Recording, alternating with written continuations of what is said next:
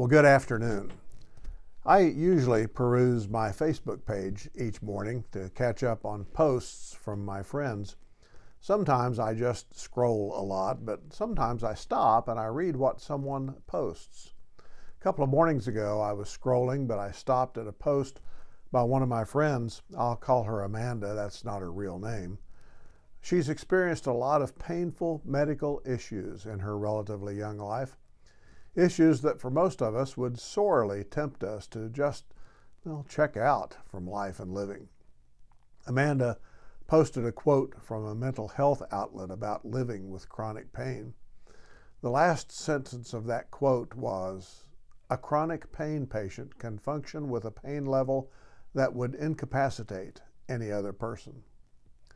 And then one of Amanda's Facebook friends posted a reply to that post. And in that reply, she told a short story of her own regarding pain, and then said, "Pain just becomes a part of life."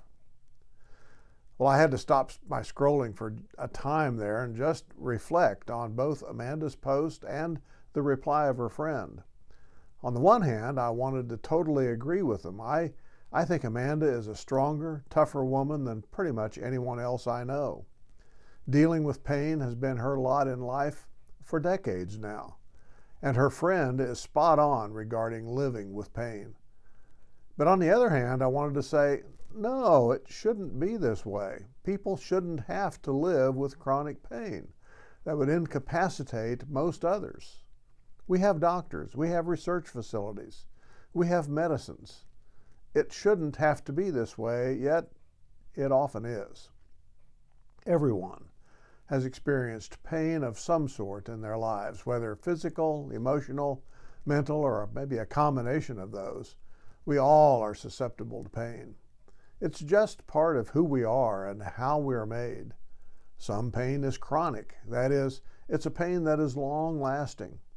It defies attempts to relieve it. It just stays with us over the long haul. Why is it that we humans have to deal with pain and suffering is a question that over the ages has never been adequately answered.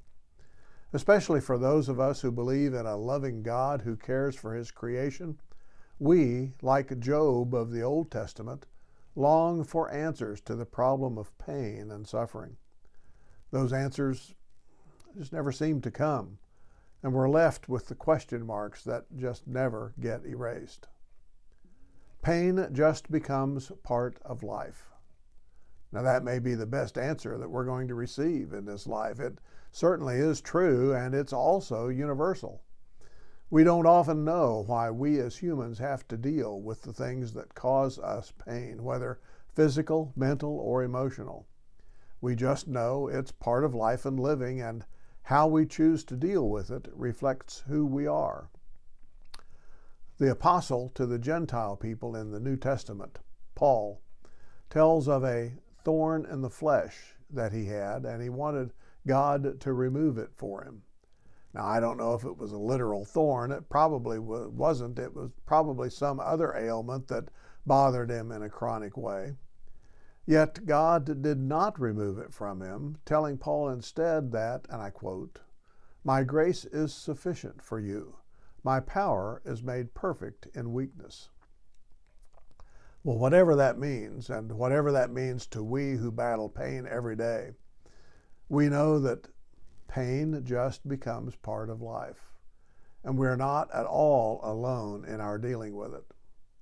Now, I don't know whether you battle chronic and constant pain or not. Many of us do and don't let on to anyone else that we're in that battle. Yet, this is just one more reason for us to be kind to others, to be understanding, to be helpful. Now, being kind and understanding, those seem to be little things and sometimes not of great importance, but we often don't know what the person we're dealing with is going through at the moment. We don't and can't understand their pain. But we can be compassionate and kind.